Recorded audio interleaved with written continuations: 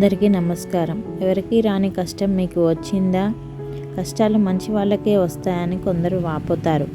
ఒక కోణంలోంచి చూస్తే ఆ మాట వాస్తవమే కదా అనిపిస్తుంది. ఆపదల్లో ఆదుకునేవారు, కష్టాల్లో గట్టెక్కించేవారు, సమస్యలు చుట్టుముట్టినప్పుడు పరిష్కార మార్గాలు చూపేవారు మంచివారే కదా.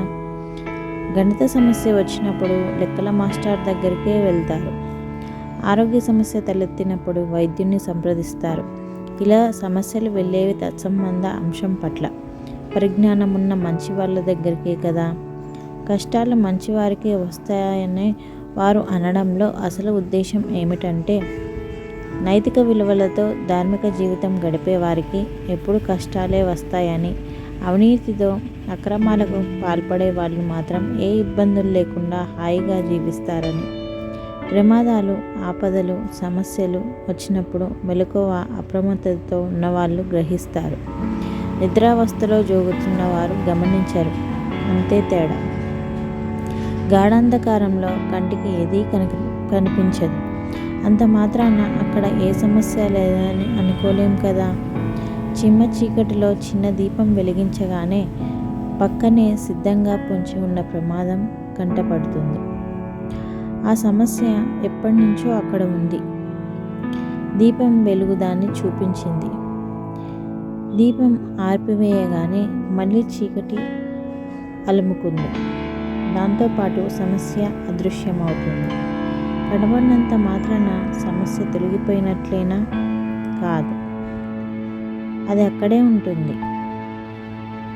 వెలుగు మేలు చేస్తుంది, చీకటి మోసం చేస్తుంది. అందువల్లే జ్ఞానాన్ని వెలుగుతోనూ, అజ్ఞానాన్ని చీకటితోనూ పోలుస్తారు. సమస్యలు కొన్ని వ్యక్తిగతమైనవిగా ఉంటాయి, మరికొన్ని సార్వజనీనమైనవిగా ఉంటాయి.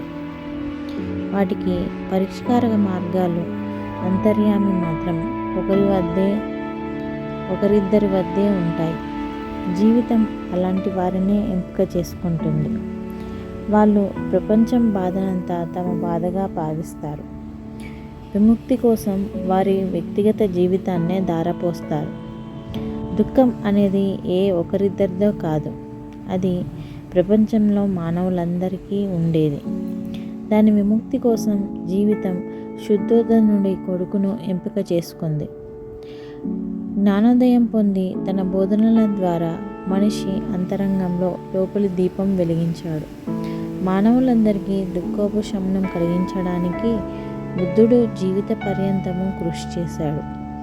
ఆధునిక కాలంలో మానవుడు అంధకారంలో మగ్గుతున్న దశలో చీకట్లను తరిమికొట్టడానికి జీవితం థామస్ ఆల్వా ఎడిసన్ను ఎంచుకుంది. బాధ్యత ఎరిగిన అతడు అనేక ఓటములు చవిచూశాడు, ఎంతో శ్రమ కోర్చాడు. అంతిమంగా కృత్రిమ దీపం వెలిగించాడు, లోకాన వెలుగులు పంచాడు. ఈ భూమిపైన ఎన్నో రాళ్ళగుట్టలు, మరెన్నో పర్వత శ్రేణులు ఉన్నాయి. వాటన్నిటినీ వదిలేసి జీవితం ఒకే ఒక రాయిని ఎంపిక చేసుకుంటుంది. సుత్తితో దాని శరీరాన్ని గాయాల పాలు చేస్తుంది. అందుకు కారణం దాన్ని గుడిలో ప్రతిష్ఠించి దేవుడిగా కొలవడానికి. అందుచేత ఈ లోకంలో ఎవరికీ రాని కష్టం మీకు మాత్రమే వచ్చినందుకు గర్వపడాలి, సంతోషపడాలి. ఎందుకంటే ఈ ప్రపంచానికి మీ ద్వారా ఏదో మేలు జరగాల్సి ఉంది.